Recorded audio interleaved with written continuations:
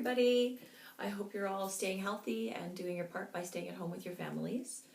I am going to be reading a book that I really enjoyed for two reasons. A, I liked the book, and B, I loved what I found inside the book, and I'll tell you about that.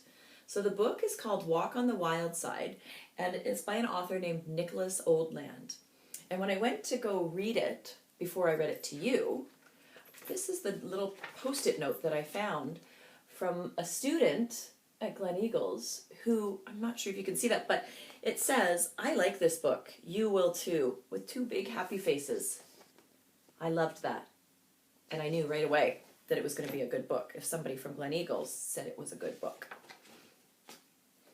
There once was a bear, a moose, and a beaver who loved adventure, but sometimes their competitive natures got in the way of having fun. Uh-oh. One sunny morning, the bear, the moose, and the beaver decided it was a great day to climb a mountain. To get to the mountain, they descended into the valley, walked through a grassy field. The bear says, "Are we there yet?" Waded through a stream and crossed a deep canyon. The beaver says, "Don't look down." I don't like heights, so I would not look down. At the foot of the mountain, they stopped for a snack. Between mouthfuls, the bear, the moose, and the beaver discussed ways to make their hike more interesting.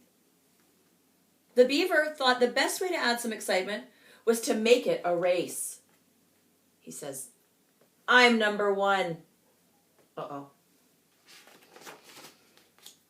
As soon as they finished their last bites, the three friends were off and running, and the race was on. Thanks to his long legs, the moose took an early lead, but the beaver and the bear followed right on his tail. That looks like a tricky race. Up a tree, over the log, through the water. Long one. Then, just as the moose rounded a bend in the mountain path, a boulder came tumbling down toward him. Uh-oh. Fortunately, the moose jumped out of harm's way just in time. Unfortunately, he jumped over the side of the mountain. Ah! Uh-oh. When the beaver rounded the bend, the moose was out of sight. Worried that he had fallen behind, the beaver picked up his pace. When the bear came running by, he heard the moose's cry for help. "Help!" The bear followed the sound to the mountain edge, where he saw the moose dangling from a tree branch.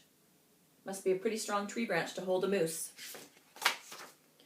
Fearlessly, the bear attempted a daring rescue. Sadly, he failed. Whoops! Thanks to the moose's quick reflexes, the bear's life was saved. Thanks! But now they were both hanging on for their lives. The moose and the bear's cries for help echoed up the mountain. The beaver followed their calls down the path. Help! The beaver's instinct kicked in. He chewed down a tree. You know, beavers have those really big teeth, and they gnaw at trees. Carved out a few notches, and lowered the simple ladder to the moose and the bear so they could climb up. Smart thinking, beaver. Back on solid ground, the three friends realized their hike had become a little too exciting. If they were going to make it to the top of the mountain, a slower pace might be better. Good thinking, guys. And that's when their hike became truly interesting. They explored a dark cave. "You go first." You know, they're all saying, "No, you go first." Discovered a prehistoric fossil. Cool, dinosaur bones. And helped one another along the way.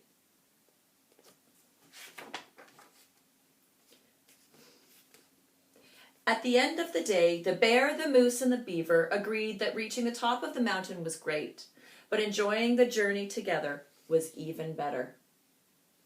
couldn't agree more. I hope you all enjoyed this book, and I'm looking forward to reading to you again soon. Stay well. Mwah!